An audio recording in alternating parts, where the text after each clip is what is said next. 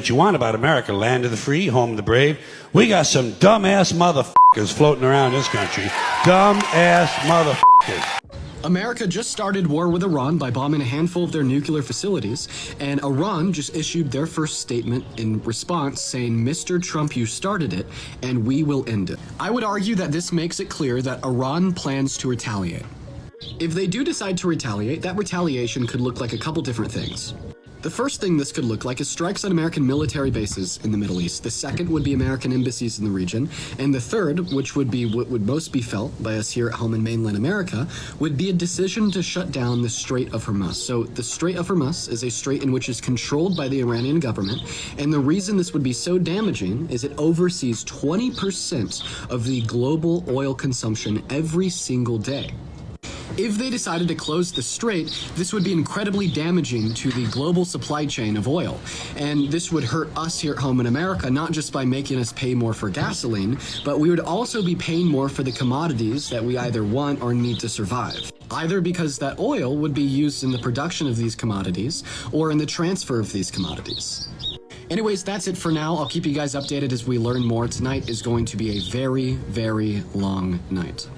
All right, y'all, so let's break this down for those of us who don't typically watch CNN. I know I'm guilty. I don't watch a lot of CNN. I try to keep my energy clean and clear, child, since they got this man in office. But let's kind of go over what this means. Let's go over Iran, USA for dummies. So what actually happened?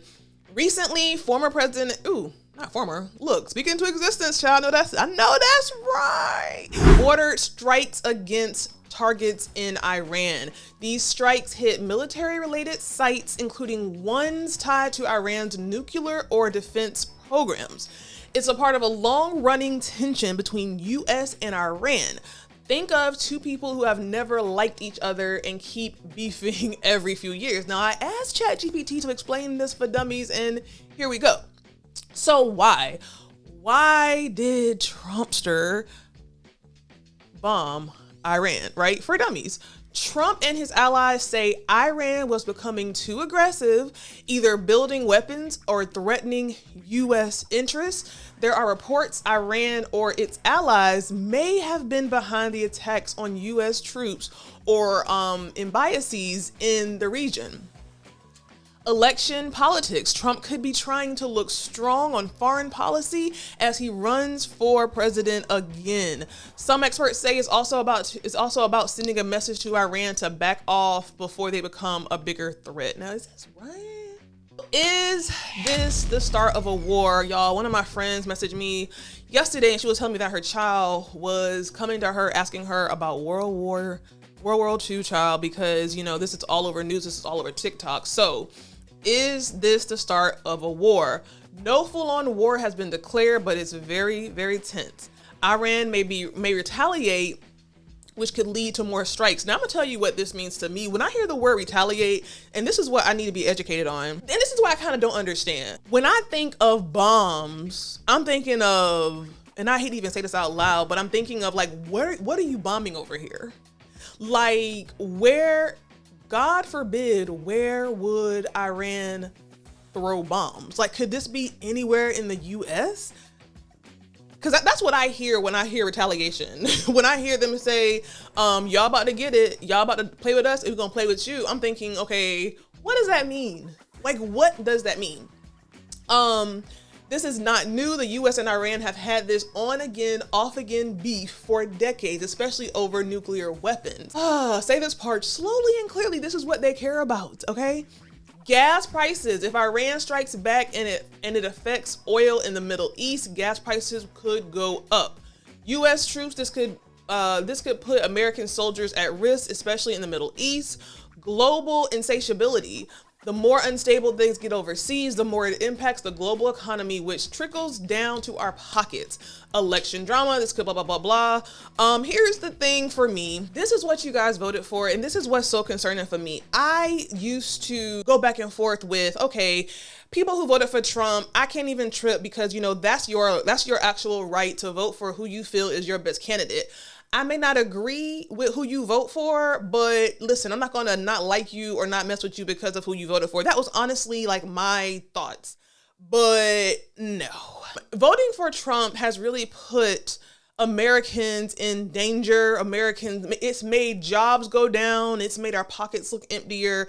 And a vote for Trump is a vote against me and my family. And at the end of the day, I mean, I'm really curious to see how people feel who voted for Trump. Like, how do you really feel looking at the impacts, looking at farmers and what they're going through, removing programs from Harvard, removing programs for EBT that a lot of y'all, I don't get it. I just don't get it. For me, when I hear gas prices go up, it's a direct impact on my pockets.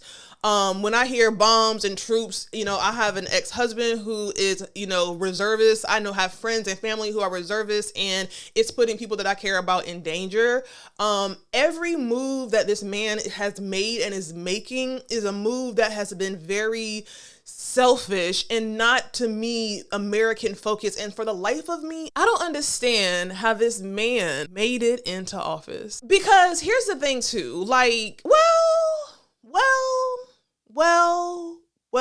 I might kind of understand because, I was watching something on TikTok and it's a couple of like a lot of white people, white younger kids who are going out in the streets and they're talking to people who support Trump.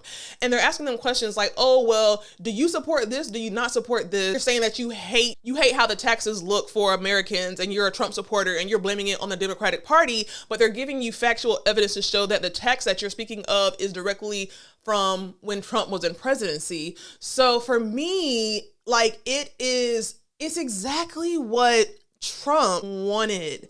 Like, you can't even, somehow you can't even fault this man because he literally said that if he ever ran for a political party, he would run as a Republican because they're cult followings, they're dummies, and they'll follow you right or wrong. And I'm a Republican, yes. So if there were politics, it would be as a Republican. It would be, I guess, as a Republican, but I don't see that there will be politics. What you want about America, land of the free, home of the brave.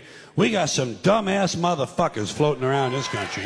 Dumbass motherfuckers. He's not hiding his plan. He's not hiding his, the dumbness of what he's doing. It's in your face, and he knows that there's a large collective of Americans who are dumb, who care more about their position on the hierarchy versus what's currently going on with Americans' pockets and policies that benefit that and that directly impact them. So at the end of the day, now what? I did see something where now I saw this on Instagram earlier today, and it makes me wonder, do we have a shot? So American politician Alexandria Cortez calls for President Trump's impeachment following today's strike on Iran is absolutely and clearly grounds for impeachment. The president's disastrous decision to bomb Iran without authorization is a grave violation of the Constitution and congressional war powers. He has impulsively risked launching a war that may ensnare us for generations. It is absolutely and clearly grounds for impeachment. Now, is this our ram in the bush?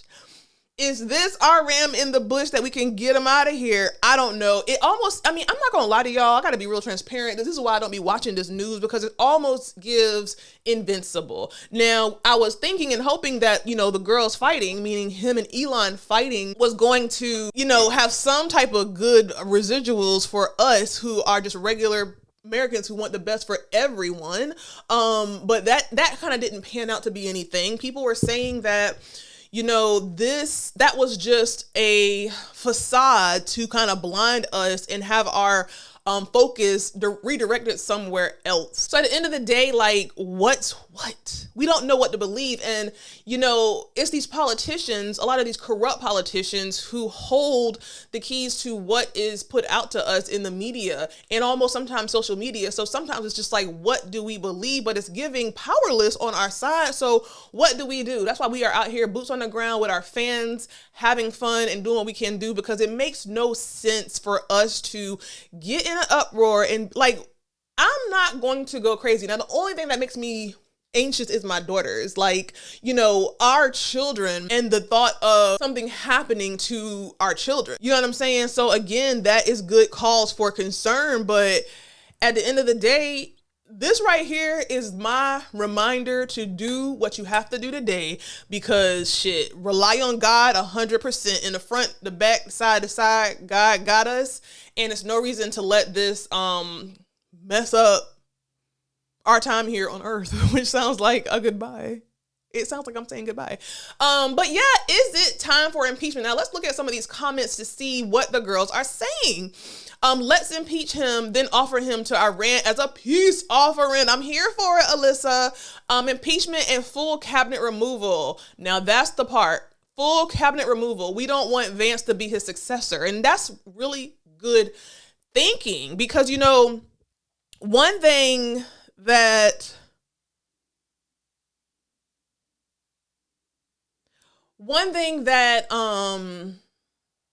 we, the people and the Democratic Party, needs to be very strategic. One thing also, I used to kind of have a tad bit of beef with, what's the girl's name? Jasmine Crockett. I had a little bit of beef with Jasmine Crockett because it's like, girl, sometimes that sister girl stuff is a bit much. But then I saw somebody say, which kind of changed my thought process going forward. You know, she's just literally giving what Trump is giving us. He's giving us antics and, you know, his version of sister girl antics. So she's giving it right back, and can't fault her for that.